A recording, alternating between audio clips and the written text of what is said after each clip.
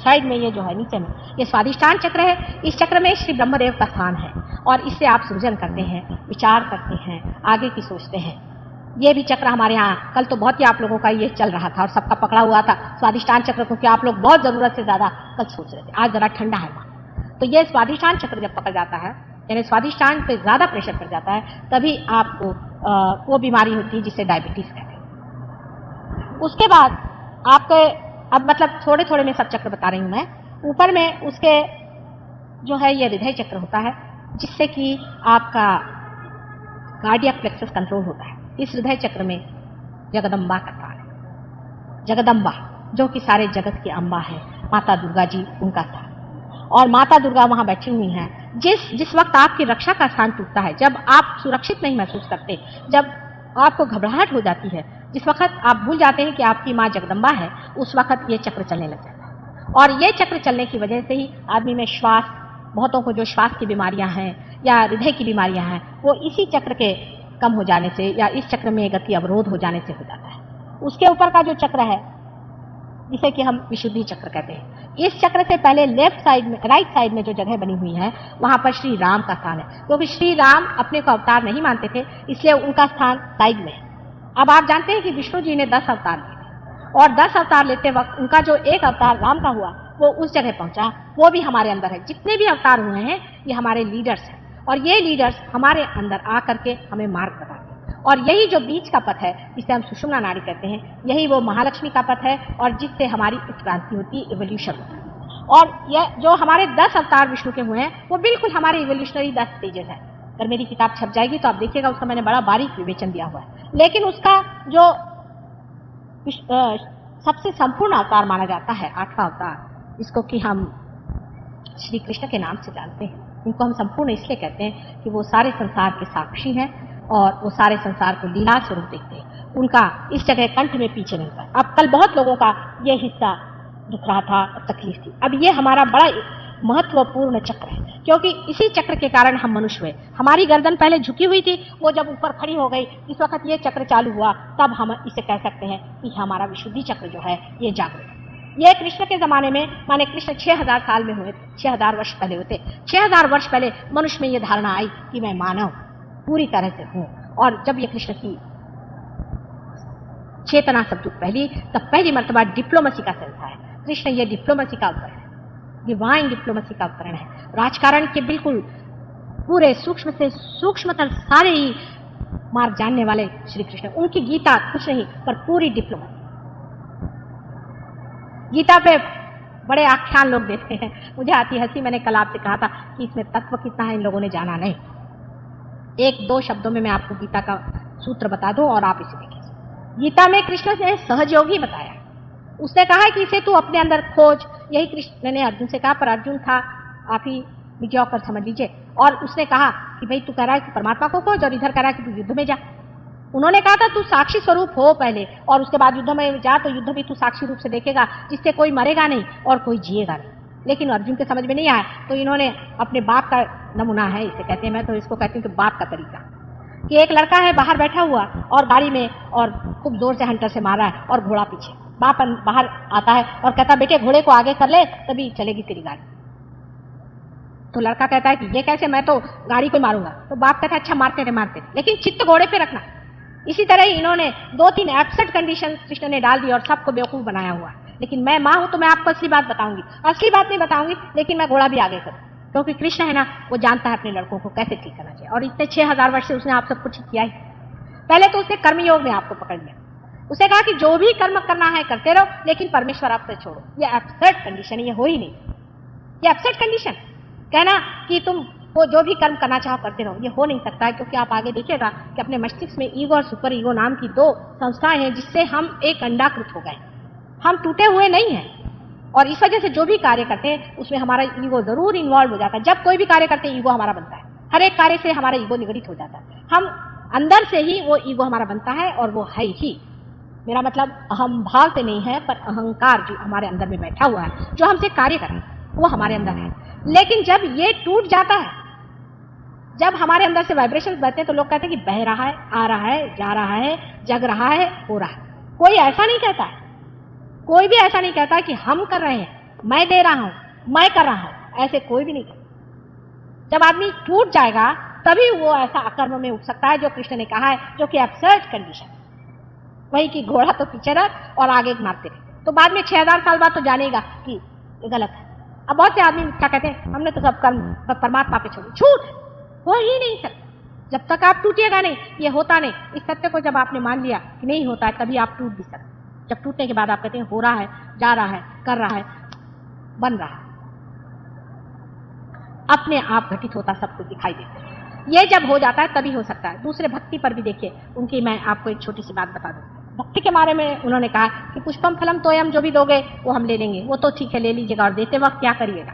देते वक्त कृष्ण कहते हैं कि तू अनन्य भक्ति कर, अनन्य। अब देखिए, अनन्य शब्द जो भी संस्कृत जानते हैं वो जानेंगे, जब दूसरा कोई नहीं होता। माने जब आप पार हो गए, जब आपकी बूंद सागर में मिल गई, तब भक्ति कर, अनन्य भक्ति कर। अब एब्सर्ड कंडीशन देखिए कैसी जोड़ दी उन्होंने। अब इसका सूत्रपात हमें नहीं लग पाता, बड़े बड़े लेक्चर्स देने से नहीं होता। यही है क्योंकि कृष्ण जानता था कि बगैर डिप्लोमेसी के ये मनुष्य की जो उल्टी बिठाई हुई खोपड़ी पता नहीं कब बैठी थी, वो कब ठीक हो। लेकिन मैं तो मां हूं, मैं आपसे बताऊंगी नहीं बेटे, झूठ है। पार हुए बगैर कोई काम नहीं होना, पहले पार हो ले। तेरे साथ मैं भी मेहनत करने को तैयार हूं।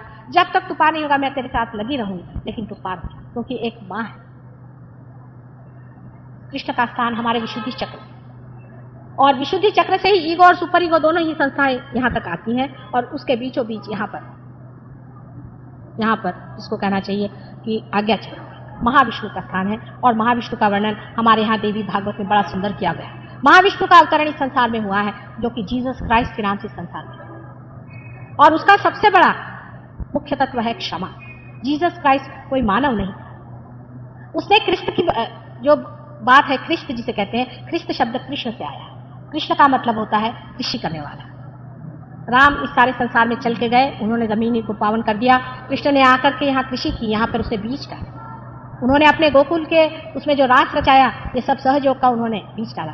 और कृष्ण का नाम ख्रिस्त के तरह से जिसने दिया, जो उसकी माँ थी मेरी, दूसरी तीसरी कोई नहीं थी, पर स्वयं राधा जी थी। इसका वर्णन आप चाहें तो आप लोग देवी महात्मा में पढ़ सकते हैं, जो मार्कंडेय स्वामी ने लिखा। मार्कंडेय जैसा मार्मिक और मार्कंडेय जैसा सूक्ष्म दृष्टि वाला तो दूसरा बेटा ही मिलना मुश्किल। दूसरा उसके मुकाबले में हमारे शंकराचार्य, वो भी क्या कमाल के, पर वो इतने अभिभूत है माँ पर कि वो माँ के ही वर्णन में, लेकिन कमाल का वो भी, मैं तो आश्चर्य करती हूँ कि एक हाँ हूँ कि सब चीजों का उन्होंने ऐसा वर्णन करके रखा कि मैं स्वयं ही आश्चर्यचकित हूँ कि ये सब इन्होंने कैसे जाने। इन दो महान लोगों को बहुत ही बड़ी चीज है, मार्कंडेय स्वामी और श्री शंकराचार्य। और ये भी अवतरण ही जो हसन और हुसैन नाम से बाद में आए, और जो बुद्ध और महावीर के नाम से रहे, वही एक ही अवतरण इन तीनों चीजों में। ये सारा इंटीग्रेशन आज आपको मैं समझा रही हूँ और बता रही हूँ, क्योंकि आज आप हॉल में बैठे और मेरी बात सुन रहे हैं। ईसा मसीह के जमाने में तो 3 साल के अंदर के में पकड़ करके आप ही जैसे इंटेलेक्चुअल्स ने उसको फांसी दिया। आज मुझे कोई फांसी नहीं देगा, इतना मैं जानती हूँ। हालांकि काफी मुझे परेशान लोग करते हैं, उसका कोई हर्ष नहीं, और फांसी भी दे दें तो मैं देखती हूँ कि अब मुझे कौन फांसी देगा। ईसा मसीह ने अपने क्रूस से अपने माँ से एक बात पूछी थी, mother where is your son, और फिर मुंह मोड़ के उसने भगवान से पूछा वेयर इज माई मदर। ये बड़ा भारी उनका सेंटेंस है। तो बहुत बार आप लोगों को जब आज्ञा चक्र की पकड़ होती तब कृष्ण मुझे पूछना पड़ता है। वो बड़ी सूक्ष्म चीज, बड़ी सूक्ष्म संवेदना है।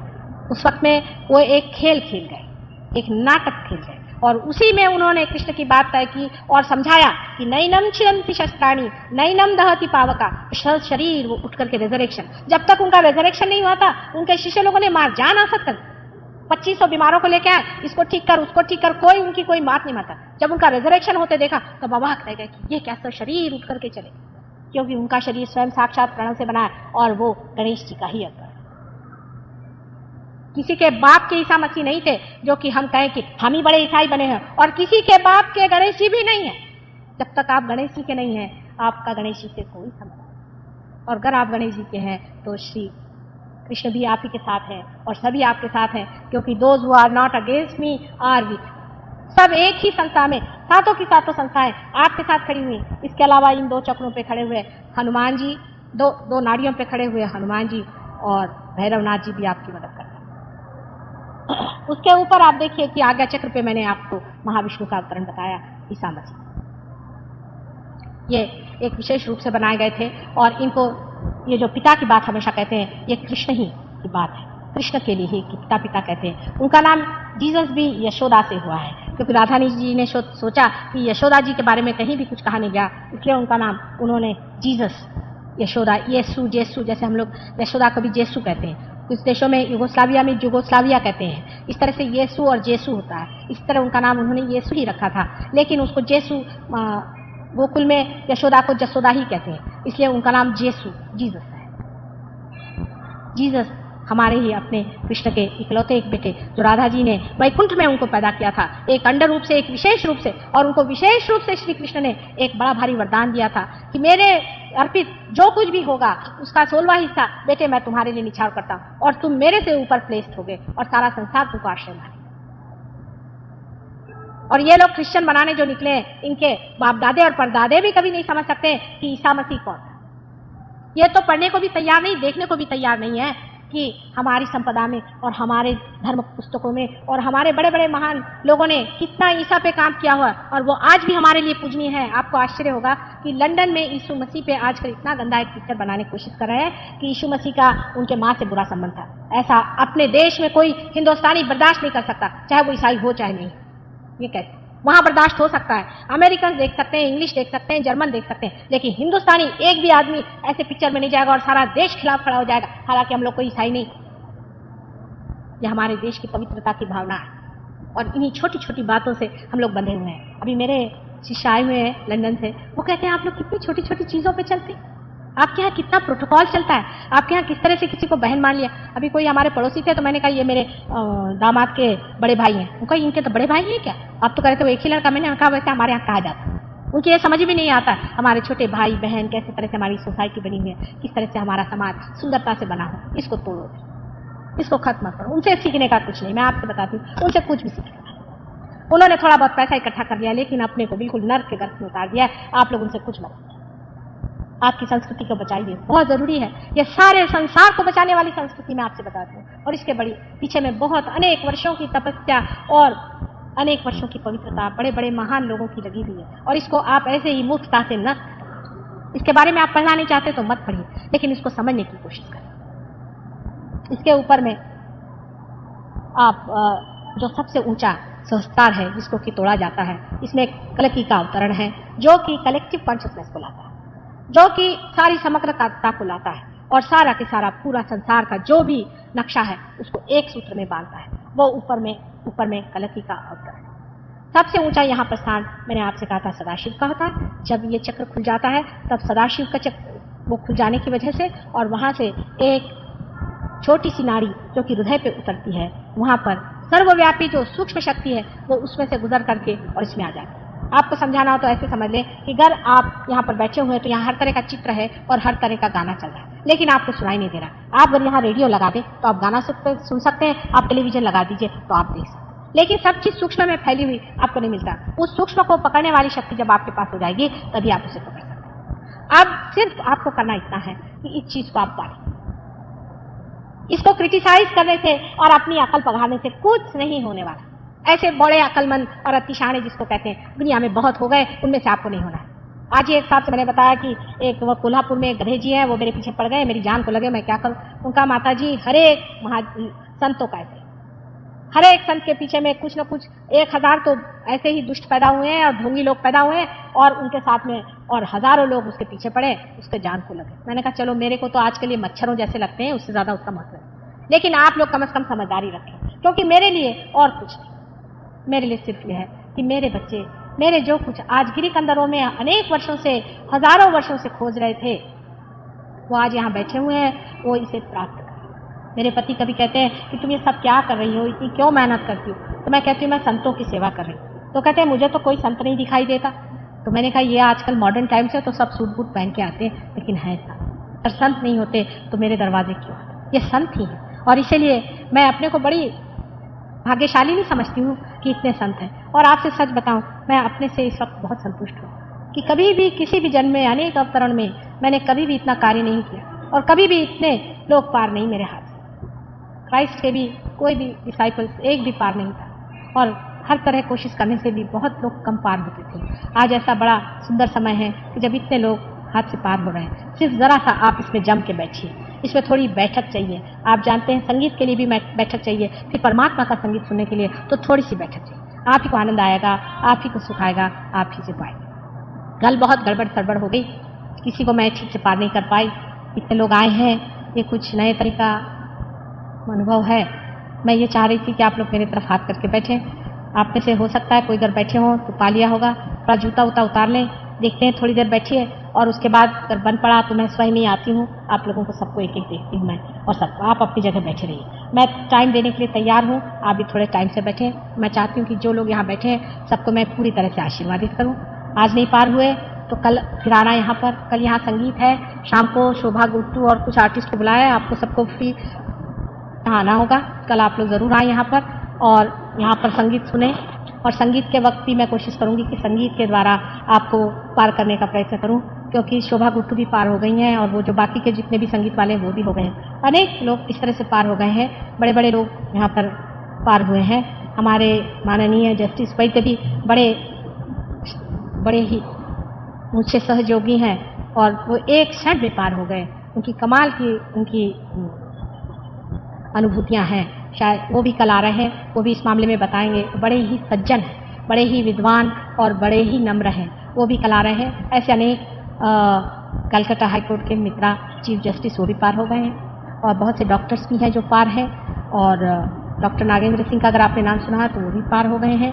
ऐसे अनेक लोगों को इसके अनुभव आए हैं, लेकिन ये लोग बहुत शांत चित्त और नम्र लोग हैं और अपने बारे में बताने में हिचकते हैं, क्योंकि वो सोचते हैं कि हम किसी से कहते हैं हम पार हो गए तो लोग सोचेंगे बड़े अहंकार से बातें कर रहे हैं। जितना ही आदमी पार होते हैं मैं देखती हूँ वो बड़े नम्र हो जाते हैं और नम्रता के कारण लोग अपने बारे में बताते नहीं। लेकिन आपने देखा होगा कि छोटा सा लड़का है, खास पढ़ा लिखा भी नहीं है, एक 12 साल का लड़का है, वो भी आपके बारे में बता सकता है कि आपके चक्र कहाँ है, कुंडली कहाँ है। इसके लिए कोई बड़ा प्रतिष्ठित होना जरूरी नहीं, कोई रईस होना जरूरी नहीं, कोई गरीब होना जरूरी नहीं। जिसका अधिकार होगा वो हो जाएगा, आज भी और कल भी। और आप सबको मेरा निमंत्रण है पूरी तरह से आप आएँ।